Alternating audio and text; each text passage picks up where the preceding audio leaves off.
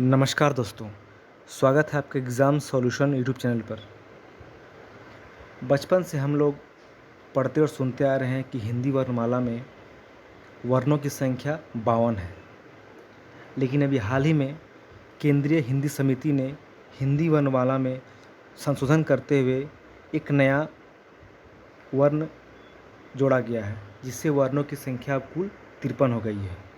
ठीक है, आइए जानते हैं इसके बारे में कि यह कौन सा वर्ण है, इसका उच्चारण कैसे होगा, इसकी विशेषता क्या है। देखिए, यह जो वर्ण जोड़ा गया है, यह आपका महाराष्ट्र, हरियाणा ये सब क्षेत्र में प्रयोग होता है। ठीक है, यह ल का ही एक रूप है। जैसे ल जब हम पढ़ते हैं या ल जब हम बोलते हैं तो ल को हम लोग जीभ और दांतों का स्पर्श होता है ल। लेकिन इस वर्ण में दांत को स्पर्श न करके हम अपने मसूड़ों को स्पर्श करते हैं। जीभ को जब मसूड़ों से स्पर्श करते हैं ल, तो इसका ऐसा उच्चारण होता है। ठीक है, जानते हैं इसके बारे में और भी कुछ बातें। देखिए, यह जो वर्ण है हिंदी वर्णमाला का अक्षर नहीं है। यह मुख्य रूप से मराठी भाषा में पाया जाता है।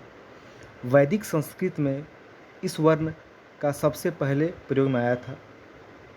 ठीक है, उत्तर वैदिक काल में ड़ का ड वर्ण में रूपांतरण हो गया, यानी कि जैसे ड डमरू, तो यह जो वर्ण है इसका रूपांतरण हो गया ड में।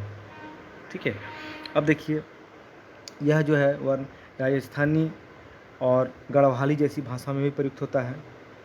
दक्षिण भारतीय भाषाओं में भी इसका यूज होता है। यह वर्ण आमतौर पर हिंदी के बजाय मराठी भाषा में अधिक यूज होता है। हिंदी में इस वर्ण के लिए कोई ठीक शब्द का उच्चारण वास्तविक रूप से नहीं है। ठीक है, जैसे मराठी में जब यूज करते हैं हम लोग, एक जगह का नाम है लोनावाला, तो लोनावाला, तो वहाँ पर लास्ट में जो लो होगा उसमें इस वर्ड का यूज होगा, मतलब यह जो वर्ण का यूज होगा। ठीक है, अब देखिए, इसमें और भी बातें हैं कि यह जो वर्ण है इससे शुरू होने वाला कोई शब्द नहीं है। ठीक है, हिंदी में कोई इसका स्थान नहीं है, तो यह जो कुछ मुख्य क्षेत्रों में इसका यूज होता है, इसीलिए इसे वर्णमाला में एक नया स्थान दिया गया है। ठीक है, यही है इसका मुख्य बातें। और इसके उच्चारण समझ गए। इसके उच्चारण जैसे बहुत सारा अभी जैसे न्यूज़ में आया तो बहुत लोग पूछ रहे हैं कि इसका उच्चारण कैसे होगा।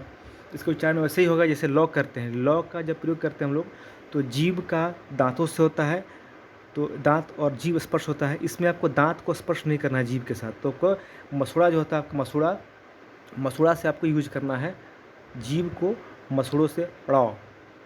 ठीक है, तो यही है इसका यूज।